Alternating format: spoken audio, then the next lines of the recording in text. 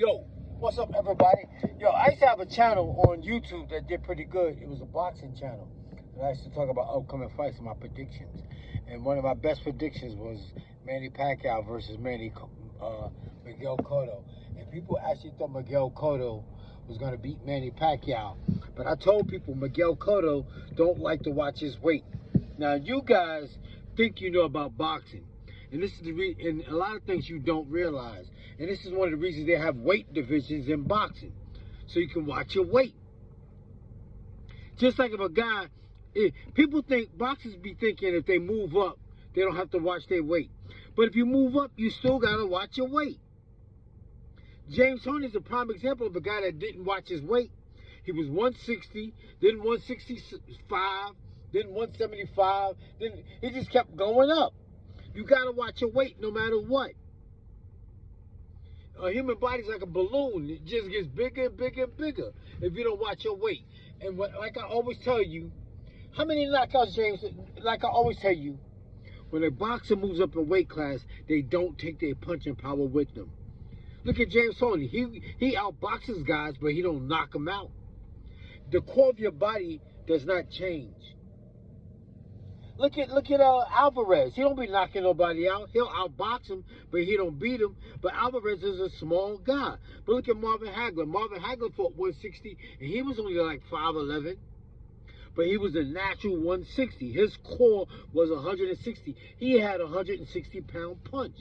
That's why when Tommy Hearns moved up and tried to beat him, he knocked Tommy Hearns out. Like I told you, when boxers move up in weight class, they don't take their punching power with them.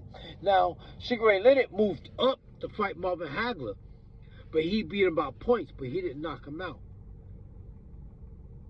When boxers move up in weight class, they don't take their punching power with them. Trinidad moved up and got knocked out. He got knocked out by Roy Jones, and he got knocked out by Bernard Hopkins. Like I told you, everything is not 100% actual because Trinidad did beat William Joppy. But like I always said, William Joppy tried to fight the whole fight with his hands down. But like I said, when boxers move up in weight class, they don't take their punching power with them. And when they knock somebody out, it's usually somebody that moved up like they did. Floyd Mayweather, Sugar Shane Mosley, Oscar De La Hoya all came in at smaller weight classes.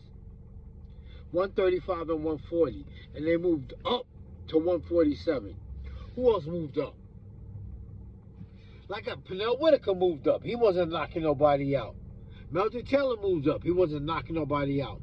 They win, but they don't knock people out. You got to make people respect your punch. If they don't respect your punch, they keep coming. That's why Tommy Hearns tried to fight Marvin Hagler like that. He kept coming, and Marvin Hagler had to make him respect his punch, and he knocked him out. Just like Tommy Hearns got knocked out by Iran Barkley. They move up. When boxers move up, they don't take their punching power with them. You guys be getting conned because you don't know shit. You think you know everything about boxing, and you don't. The core of a person doesn't change. Like I told you, when them guys move up and they knock people out, it's usually that they knock somebody out that moved up like they did. Just like Zab Judah, he's another one. He moved in, he came in at 140 and moved up and tried to fight 147. He didn't like it at 147, so he went back down to 140. De La Hoya came in at a small clip. De La Hoya came in at 130. He went up. Sugar Shane Mosley came in at 135. He went up. Miguel Cotto came in at 135. He moved up. Every time a fighter comes in, they move up. And the main reason they move up is because they stop watching their weight. And they try to get away with wearing them plastic suits. And when you see a fighter wearing a plastic suit, it's only a matter of time before he get his butt whipped.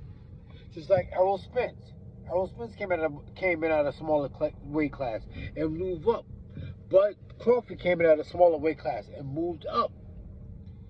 They move up because they can't watch their weight, because they eat too much. They eat like they're going to the electric chair.